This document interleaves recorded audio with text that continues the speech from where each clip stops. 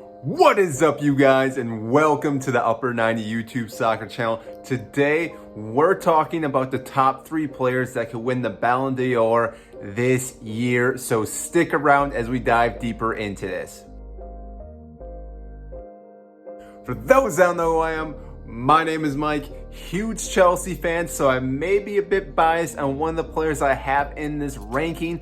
But overall, I think I give a pretty good insight to each player on why they're on this list. Again, I'm going to only do the top 3 because after that, it can be opened up to anyone. So again, we're going to focus on the top 3 players that could possibly win this award from 2021. Now, if you are new to this channel, I would greatly appreciate it if you would like and subscribe down below. That means a lot. Again, I would greatly appreciate that. So let's get started with the top 3 players that we have. So at number 3, I have none other than Georginio. Yes, the midfielder from Chelsea and Italy, I think, is number 3. Now, a lot of people I know had talked about how this player shouldn't even be in the top 3, if not the top 5. But you have to give credit where credit is due. This player has been playing out of his mind since Thomas Tuchel came back in January to Chelsea. And since then, he's won the Champions League and he's won the Euros with Italy. Now, those are 2 big accomplishments that not everyone can say they can do in one single season. And this almost comes down to the Modric effect back in 2018 when Luka Modric won the Ballon d'Or after not even winning the World Cup, with Croatia coming second after the loss to France. Now, I'm not saying he didn't have a phenomenal season that year, but you could argue that maybe Messi had a better season and he still won it. You could say the same with this year, Georginio again having one of the better midfielder seasons with winning those 2 trophies. And he also happened to be Chelsea's top goal scorer. Not saying that was a huge accomplishment since it was a very low number, but you could also add that into the mix for why he would be in the top 3. Now, number 2, I actually have Lewandowski. Again, I think he's been one of the best players. Arguably, he should have won last year, hands down. No one even came close. And I would think that he may actually win it due to the fact that he didn't win it last year.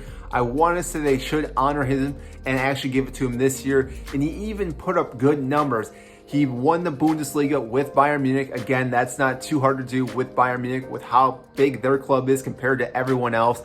But he also beat the record for Gerd Müller, the most goals scored in a single season. That record stood still for so long. The fact that the player finally came close and actually broke it is a huge accomplishment for any player in that league. And I think that gives him huge credit for possibly being the winner of the Ballon d'Or this year. Now, again, like I said, he didn't win any major trophies, only won the Bundesliga. He didn't do really much in the Euros. Yes, he scored a few goals, but Poland got knocked out fairly early. And even the Champions League, he was hurt, so then Bayern also lost.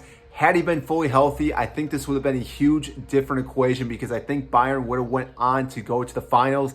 But after they lost Lewandowski to an injury, they kind of crumbled and lost a few matches and therefore crashed out of the Champions League. Now, before we get to number 1, I want to talk about a few players that are honorable mentions here because obviously there were so many great players this past season. One of them being Harry Kane. Yes, Harry Kane had one of the better seasons in the Premier League, obviously being the top goal scorer, obviously being the top assister in the league at Tottenham, where the club itself didn't do very well. So had he been playing for, say, Manchester City, where he might be rumored to go, or on the other bigger clubs, I think he would have won at least 1 or 2 trophies. The fact that Tottenham are unable to win trophy after year is a huge reason why Harry Kane wants to leave that club and go somewhere else. And again, even at the Euros, he had a great game against pretty much every team except for his first 2 matches in the group stage. After that, he looked really well. Yes, you could argue in the final he kind of disappeared. Had England won the Euros, though, again, he probably would have been up close to the top running position, but they crashed out in the final against Italy. So therefore, again, like I said, I think Harry Kane is probably number 4, if number 5.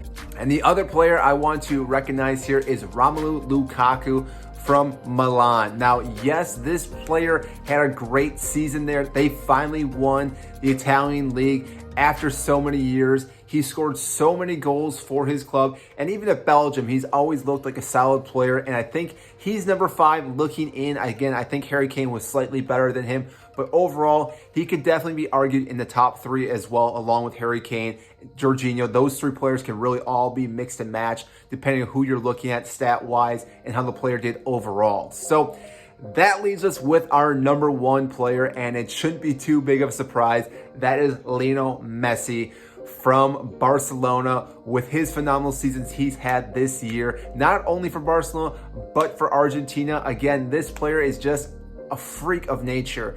His stats he puts up each and every year just blows everyone out of proportion.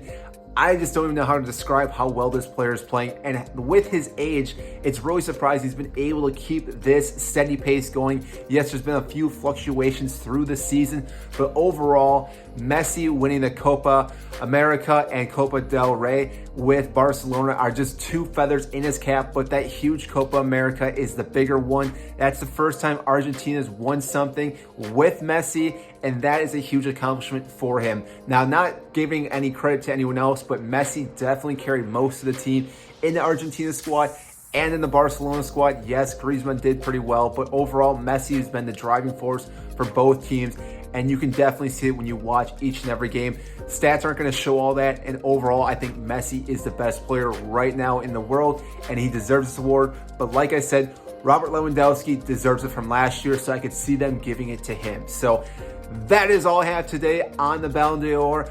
If you guys agree with this, disagree with it, comment down below. I'm kind of curious what you guys think on who should win, who's in the top 3, or any players that you think should be in this mix that I didn't even talk about. So again, that is all. Make sure to like and subscribe down below. I greatly appreciate that, and we will see you next time.